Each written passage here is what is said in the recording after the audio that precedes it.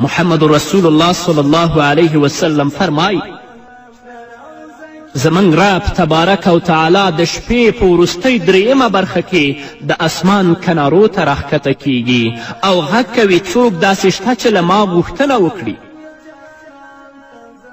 او زه یې غوښتنه قبوله کړم، څوک داسې شته چې له ما څخه وغواړي او زه یې ورته ورکړم، څوک داسې شته چې له ما نه د بښنې غوښتنه وکړي او زه ورته بښنه وکړم.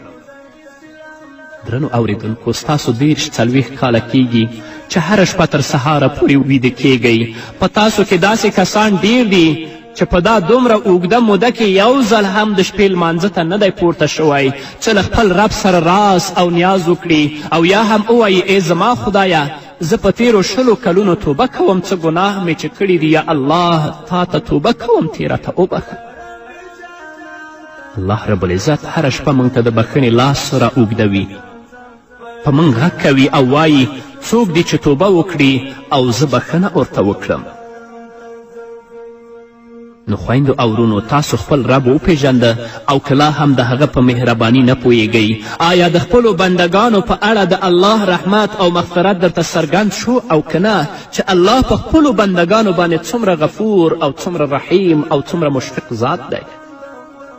الله رب العزت په یو قدسي حدیث کې فرمایي ای د آدم زویه، ته چې هر کله ما یاد کړي او له ما بښنه وغواړي زه به تا وبښم او دا زما لپاره دومره اهمیت نه لري.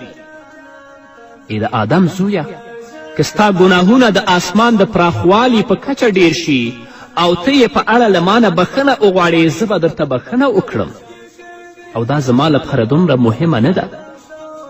ای د آدم زویه، که ستا ګناهونه د ځمکې په حجم ډیر وي او په داسې حال کې زما لور ته رجوع وکړي چې بل شریک راته جوړ نه کړي، نو زه به په هماغه اندازه یعنی د ځمکې د حجم په اندازه بښنې او مهرباني سره ستا لورې ته درشم.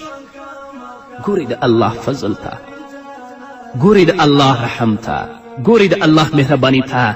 راځئ همدا اوس د تضرع او د عاجزي لاسونه الله ته لپه کړئ او د خپلو ګناهونو بښنه د خپل رب نه وغواړئ. نو درنو اوریدونکو، موږ او تاسې نور څه غواړو؟ ولې توبه ونه کړو؟ څه وخت باید توبه وکړو؟ آیا نورو دلایلو ته هم اړتیا شته چې تاسو ته یې وړاندې کړم؟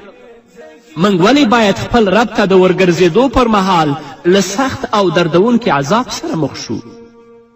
ولې نشو کولی چې له هر درد او غم نه ځانونه خلاص کړو او خپل رب ته په داسې حال کې ورشو چې صلح او سلامتي را سره مل وي؟